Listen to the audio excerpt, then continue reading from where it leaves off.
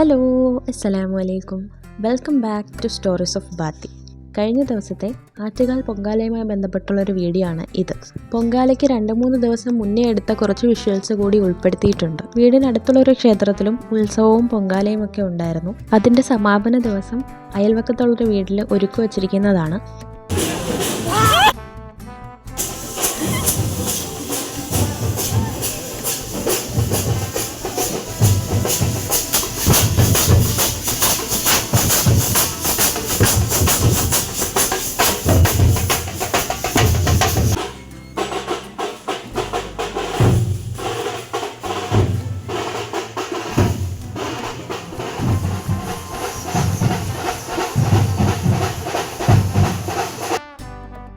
പ്രദക്ഷിണവും ഘോഷയാത്രയൊക്കെ കഴിഞ്ഞപ്പോൾ ഒരുക്കി വച്ചിരിക്കുന്ന വീട്ടിലേക്ക് ക്ഷേത്രത്തിൽ നിന്നുള്ള ആളുകൾ വന്നതാണ്.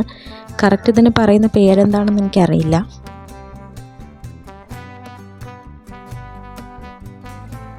പിന്നീട് രാത്രിയിൽ ഒരു റിലേറ്റീവിൻ്റെ വീട്ടിൽ പോയപ്പോൾ എടുത്തൊരു വീഡിയോ ആണിത്. ആറ്റുകാൽ പൊങ്കാലയ്ക്ക് ഇനിയും 2-3 ദിവസം ബാക്കി നിൽക്കെ നഗരം ഒരുങ്ങിക്കഴിഞ്ഞിരുന്നു. ഇപ്പോഴേ റോഡിൽ നല്ല തിരക്കുണ്ടായിരുന്നു.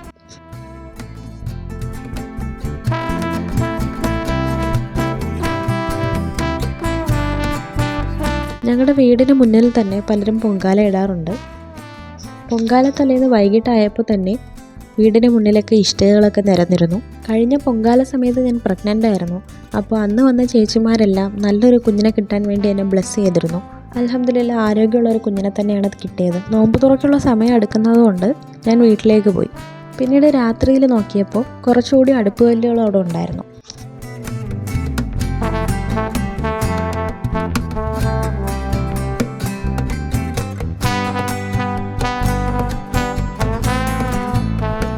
പൊങ്കാലയ്ക്ക് വേണ്ടി സിറ്റി എങ്ങനെയാണ് ഒരുങ്ങിയിരിക്കുന്നതെന്ന് അറിയാൻ വേണ്ടിയിട്ട് രാത്രി ഒന്ന് പുറത്തേക്ക് ഇറങ്ങി.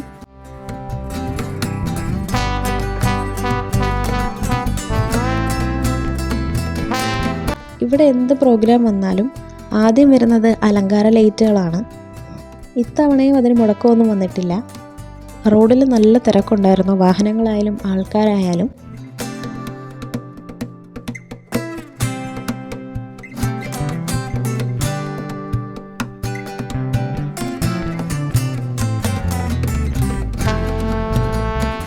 കൊന്നപ്പൂക്കളെ ഓർമ്മപ്പെടുത്തുന്ന ഈ ലൈറ്റ് നല്ല ഭംഗിയുള്ളതായിട്ട് എനിക്ക് തോന്നി.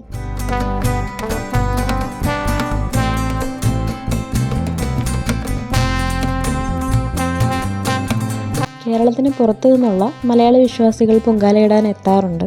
പലരും ദിവസങ്ങൾക്ക് മുന്നേ നഗരത്തിലെത്തുകയും ബന്ധുവീടുകളിലോ അല്ലെങ്കിൽ വാടക റൂമുകളിലോ ഒക്കെ താമസിക്കുകയും ചെയ്യാറുണ്ട്. പക്ഷേ പല വിശ്വാസികളും ബസ് സ്റ്റോപ്പുകളിലും റോഡുകളിലും ഒക്കെ ഉറങ്ങുന്നത് ഈ ഒരു യാത്രയിലാണ് ഞാൻ കണ്ടത്. അടുത്ത ദിവസം തങ്ങളുടെ പൊങ്കാല വരുന്ന അതേ സ്ഥലത്ത് തന്നെ അവർ അന്തി ഉറങ്ങുകയാണ്. പഞ്ചഭൂതങ്ങളുടെ ഒരു സമന്വയം കൂടിയാണ് ഈ പൊങ്കാല.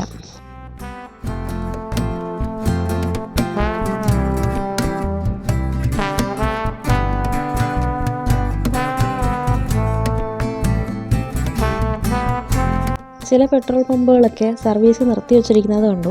പല സ്ഥലത്തും ഫയർ എഞ്ചിനുകളും കാണാമായിരുന്നു.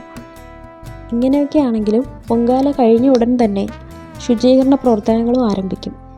ഏതാണ്ട് വൈകിട്ടോടെ തന്നെ റോഡുകളൊക്കെ പഴയപടിയാവും. അതിൻ്റെ പിന്നിലുള്ള പ്രവർത്തകരെ എത്ര അഭിനന്ദിച്ചാലും മതിയാകില്ല.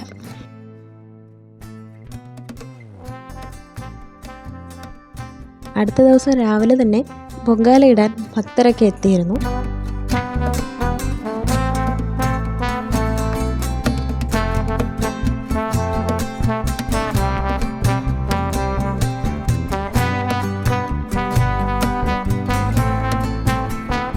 പത്തേകാലിന് ശേഷം ക്ഷേത്രത്തിൽ നിന്ന് അറിയിപ്പ് കിട്ടുന്നതോടെ വിശ്വാസികളെല്ലാം തങ്ങളുടെ അടുപ്പുകളിലേക്ക് തീ പകരും. 1:15 പൊങ്കാല നിവേദിക്കും. 1 മണിക്ക് മുന്നേ തന്നെ പൊങ്കാലകളൊക്കെ തയ്യാറായിരുന്നു.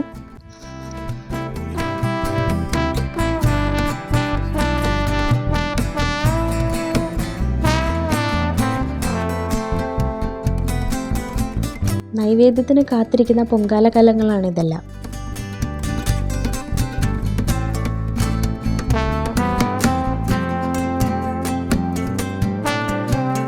നോമ്പുതുറയൊക്കെ കഴിഞ്ഞപ്പോൾ അടുത്ത വീട്ടിൽ നിന്ന് പൊങ്കാല പായസങ്ങൾ കൊണ്ടുവന്നിരുന്നു.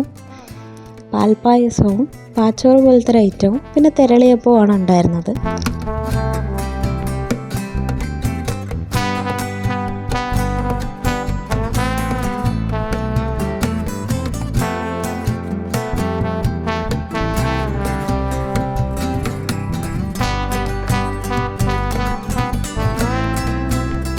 എനിക്ക് കുറച്ചുകൂടി ഇഷ്ടപ്പെട്ടത് പാൽപ്പായസം ആയതുകൊണ്ട് ഈ ഒരു പാച്ചോറ് ഞാൻ ആ പാൽപ്പായസത്തിലിട്ട് മിക്സ് ചെയ്ത് കഴിക്കാമെന്ന് വിചാരിച്ചു.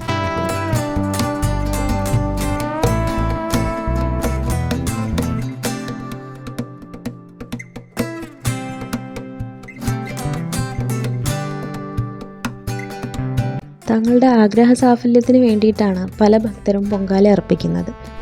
ഇത്തവണ പൊങ്കാലയിട്ട എല്ലാവരുടെ ആഗ്രഹങ്ങളും സാധിക്കട്ടെ. ഇന്നത്തെ വീഡിയോ ഇഷ്ടമായാൽ ലൈക്ക് ചെയ്യാൻ മറക്കല്ലേ. Thank you for watching.